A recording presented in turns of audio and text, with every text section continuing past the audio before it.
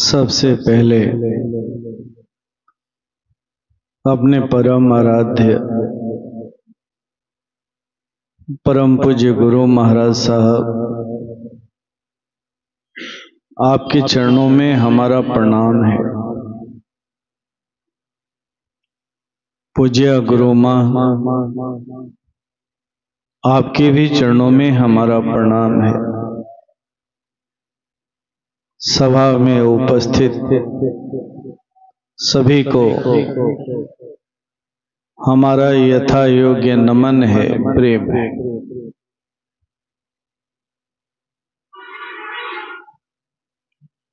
धर्म शास्त्रों की अगर बात सुने तो धर्म शास्त्रों के अनुसार इस संसार में तीन चीजें ऐसी हैं जो सबसे दुर्लभ है। पहली चीज हम मानव।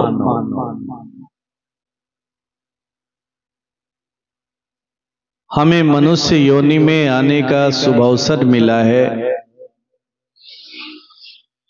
यह मानव योनि मिली है तो धर्मशास्त्र कहता है कि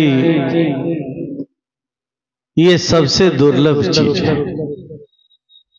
ये कोई सामान्य बात नहीं है। मानव शरीर मिलना, मानव योनि मिलना, ये कोई सामान्य बात नहीं। दूसरा दुर्लभ चीज क्या है?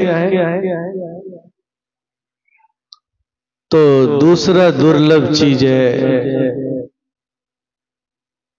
मानव योनि में आकर के गुरु का मिलना। ये उससे भी दुर्लभ चीज है। और तीसरी चीज दुर्लभ क्या है, जिसको सबसे दुर्लभ कहा जाता है? तो वो तीसरी चीज है निर्वाण या मुक्ति की कामना। ये तीन चीजें दुर्लभ कही गई हैं, दुर्लभ कही गई। आइए इन तीनों चीजों को एक एक करके हम लोग समझने का प्रयास करते हैं। पहले चलते हैं मानव जीवन की तरफ, मनुष्य जीवन की तरफ। मनुष्य जीवन कब मिलता है? अगर आपसे पूछा जाए तो क्या कहेंगे? यही कहेंगे कि हमने कोई पुण्य का काम किया था, कोई पुण्य प्रताप किया था इसलिए मिला है। नहीं, इसलिए नहीं मिला है। पुण्य प्रताप का काम करने से मानव जीवन सुरक्षित होता है। जमानत जब्त नहीं होती है, सुरक्षित होता है। लेकिन सबसे पहले मानव जीवन मिलता कैसे है? तो कहते हैं कि जब जीव के ऊपर परमात्मा की दया उमड़ पड़ती है, वो द्रवित हो जाता है। देखता है कि ये जीव तरह तरह की योनियों में भटक रहा है। कभी पशु योनि में, कभी कीड़े मकोड़े में, कभी पंछी में, तरह तरह से भटक रहा है, बिलख रहा है, तड़प रहा है। और जब उसकी एक निगाह पड़ जाती है तो वो द्रवित हो जाता है। आपके दुखों को, कष्टों को देख करके द्रवित हो जाता है। और जैसे ही द्रवित होता है, आपके बारे में सोचता है, वैसे ही आपको तुरंत वो शुभ अवसर मिल जाता है। मानव जोनी में आए, क्योंकि वो मौका देना चाहता है। वो द्रवित इसीलिए होता है कि वो मौका देना चाहता है कि कैसे ये कष्टों से ऊपर निकले, दुखों से ऊपर निकले, तो वो मौका देता है। क्योंकि मनुष्य जोनी ही एक ऐसी जोनी है जिसमें कर्म करने की सुविधा है। बाकी जितनी भी जोनियां हैं वो सारी की सारी जोनियां भोग जो, लेकिन मनुष्य जोनी भोग जोनी भी है, साथ ही साथ कर्म जोनी। किसका भोग? तो पूर्व के प्रारब्धों का भोग, और फिर नया कर्म करने की सुविधा है, ताकि अपने प्रारब्धों को मिटा सके और साथ ही साथ एक नया निर्माण कर सके। तो याद रखिएगा, आपको ये मानव योनि इसलिए मिली है, कभी आपके दुखों को देख करके उस परमात्मा की दृष्टि पड़ गई होगी, वो द्रवित हो उठा होगा और आपको ये मानव जोनी दे दिया, ये मौका दे दिया कि इस मानव योनि में आकर के आप कुछ करें, कुछ करें, ऐसा कुछ करें जिससे अपने दुखों से पार हो जाए, ऊपर उठ जाए, ऊपर निकल जाए। इस तरह से ये मानव जोनी मिलती है। अब चलते हैं मानव जोनी में गुरु का मिलना। ये दूसरी सबसे बड़ी दुर्लभ चीज है। सबको मानव जोनी में गुरु नहीं मिलता है। बड़े जो भाग्यशाली होते हैं उन्हें ही मानव जोनी में आकर के गुरु मिलता है, वो भी पूज्य गुरुदेव की तरह समर्थ गुरु। ऐसे गुरु तो मिलते ही नहीं। गुरु वो मिलते हैं जिनकी निगाह आपके पॉकेट पर है, लेकिन समर्थ गुरु तो मिलते ही नहीं। बहुत भाग्यशाली होते हैं जिन्हें समर्थ गुरु मिलता। ये गुरु कब मिलते हैं, इसका भी बहुत बड़ा रहस्य है। तो जब हमारे जीवन में उस परमात्मा को पाने के सिवा कोई दूसरी कामना नहीं होती, और परमात्मा को जब ये यकीन हो जाता है कि इसके अंदर में मेरे अलावे किसी दूसरे चीज की चाहत नहीं है, जब उसे भरोसा हो जाता है, यकीन हो जाता है, तो वही परमात्मा गुरु का रूप धारण करके उसके सामने आता है। क्योंकि आप डायरेक्ट परमात्मा की बात न तो समझ सकते हैं, न उसके इशारे पर चल सकते। वो इतना सूक्ष्म है, इतना सूक्ष्म। इसीलिए वही परमात्मा स्वयं का परिचय देने के लिए आपके सम्मुख गुरु के रूप में आता है। एक हाड़ मांस का शरीरधारी के रूप में आपके सामने, और स्वयं को पाने का आपको आकर के सूत्र देता है। इस क्रम में तरह तरह की सहायताएं भी करता है, तरह तरह के दुखों का निदान भी करता है, ताकि आप इस रास्ते पर चल सकें, आपको चलने में परेशानी ना हो। इस तरह से ये दूसरी दुर्लभ चीज गुरु के रूप में मिलता है। लेकिन हमारी दशा क्या है? तो हम इतराते चलते हैं कि हमें गुरु मिल गया, गुरु मिल गया। अरे गुरु तो मिल गया है, लेकिन तीसरी चीज आपके पास नहीं है। तीसरी दुर्लभ चीज क्या है? तो निर्वाण और मुक्ति की कामना। यही चीज आपके पास नहीं। मनुष्य शरीर भी है, गुरु भी है, लेकिन निर्वाण और मुक्ति की कामना आपके पास, जो सबसे मुख्य है, दुर्लभ चीज है, आप इसकी कामना नहीं रखते। कामना किसकी रखते हो? तो मेरी बीमारी दूर हो जाती, मेरे बेटे की शादी हो जाती, उसकी नौकरी लग जाती। ये छोटी छोटी बातों की कामना आप रखते हो। ये ऐसी कामनाएं हैं जिसे अपने पुरुषार्थ के बल पर इसकी पूर्ति कर सकते हो,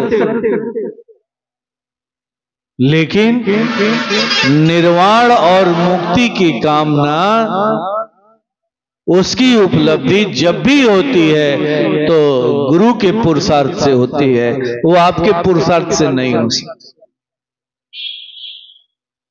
वो जब भी पूरा होगी वो कामना, वो इच्छा, तो गुरु के पुरुषार्थ से होगा, गुरु के पुरुषार्थ। और इतना सुंदर मौका मिला है, तो हम शुरू की दो चीजें कर लेते हैं, समझ लेते हैं, मानव शरीर का भी लाभ उठा लेते हैं, जीवन में गुरु भी कर लेते हैं, लेकिन तीसरी मुख्य चीज को ही भूले रहते हैं। अपनी इच्छा, कामना ऐसी वैसी चीजों में रखते हैं जो स्वयं के पुरुषार्थ से भी संभव है। हमारी दशा कैसी है? तो ठीक उस बंदर की तरह। बंदर फंसाने वाले बंदर को फंसाने के लिए क्या करते हैं? तो एक लोटा लेते हैं जिसका मुंह छोटा होता है और उसमें चना डाल देते हैं और रख देते हैं। बंदर आता है, एक हाथ डालता है, चना निकालता है, खाता है, बड़ा अच्छा लगता है। फिर हाथ पूरा डाल करके एक मुट्ठी चना निकालता है, लेकिन तीसरी बार में वो क्या भूल करता है? तो तीसरी बार में वो दोनों हाथ डाल देता है और दोनों मुट्ठी में चना भर लेता है। अब चाहता है कि हाथ निकाले, तो हाथ निकलता ही नहीं। दोनों मुट्ठी में चना भरा हुआ है और हाथ जो है लोटा में फंस गया। लोटा का मुंह छोटा है। अब बंदर फंसाने वाला बड़ी आसानी से आता है, बंदर के गले में फंदा डाल देता है और किसी मदारी वाले के यहाँ ले जाकर के बेच देता है। अब मदारी वाला उसे फंदा डाल करके छड़ी से मारता है और इतना मार करके डरा देता है कि अब वो बंदर छड़ी के इशारे पर इधर नाचता है, उधर नाचता है, तरह तरह के नृत्य दिखाता है। यही है माया का, जो हमारे साथ भी गुरु महाराज साहब बड़ी सुंदर एक बात कहा करते कि सबसे बड़ा बंधन क्या है? तो किसी भी कामना को, किसी भी इच्छा को एक बार से अत्यधिक रूप में भोगने की कामना, ये सबसे बड़ा बंधन, यही सबसे दुख का कारण। तो हमारी भी दशा वैसी ही है, हम निकल नहीं पाते हैं अपनी छोटी मोटी कामनाओं से, इच्छाओं से, और मानव शरीर मिला था उसके अवसर को गंवा देते हैं। साथ में गुरु मिल गया, उस अवसर को भी गंवा देते हैं। मानव शरीर किस लिए मिला था? तो गुरु करने के लिए। और गुरु किस लिए मिला था? तो निर्वाण और मुक्ति के लिए मिला था। लेकिन मुक्ति और निर्वाण की बात हम भूल जाते हैं। और भूलने का कारण ही है कि मानव शरीर मिलने के बाद भी, गुरु मिलने के बाद भी हमारे हाथ में कुछ भी नहीं लगता है, कुछ भी नहीं लगता। केवल एक अहंकार है कि गुरुजी ऐसे थे, गुरुजी वैसे थे, मैं ऐसे गुरु का शिष्य हूं, वैसे गुरु। इस अहंकार के सिवा और कुछ नहीं रहता है, कुछ नहीं रहता, क्योंकि आपने वो तीसरी चीज को छोड़ दिया है। अगर तीसरी चीज की कामना रहती तो हर स्थिति परिस्थिति में आप चलने के लिए तैयार हो, क्योंकि जब कामना प्रबल होती है तो रास्ते में जो चलने वाले जो अवरोध होते हैं, वो अवरोध आपके रास्ते को, आपकी यात्रा को कभी भी बाधित नहीं कर सकते, कभी भी बाधित नहीं। लेकिन आपका यात्रा बाधित हो जाता है। क्यों हो जाता है? क्योंकि आपके अंदर में उस चीज को प्राप्त करने की प्रबल इच्छा नहीं है, प्रबल कामना नहीं।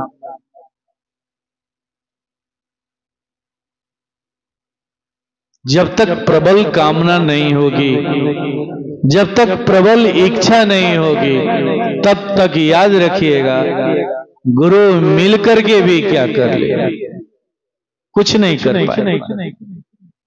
गुरु महाराज साहब इसी मंच से, इसी सभा में एक बात कहे थे कि जब ध्यान का समय आता है, मेरी ऊर्जा मेरे हर भक्तों के पास पहुंचती है, लेकिन मैं देखता हूं कि 2-4 लोग ही हैं जहां पर मेरी ऊर्जा जाकर के ठहरती है, नहीं तो मेरी ऊर्जा दुखी होकर के वापस मेरे पास लौट आती। ऐसा क्यों कहते? इसी बात का संकेत देने के लिए इतना बड़ा समर्थ गुरु मौजूद है, फिर भी हमारे अंदर उस निर्वाण की, उस मुक्ति की कामना नहीं है, उसके प्रति हम सजग नहीं है, सजग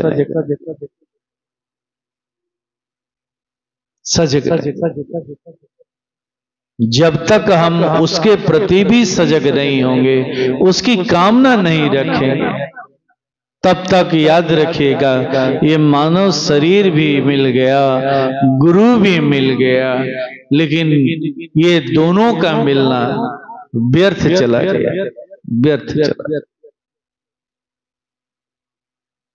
कहते हैं भगवान बुद्ध कि 4 प्रकार के मनुष्य होते हैं।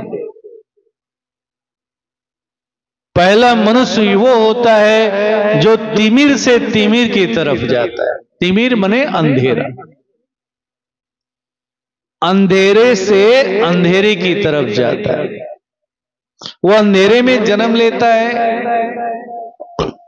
और उसका पूरा जीवन अंधेरे में ही बीत जाता है,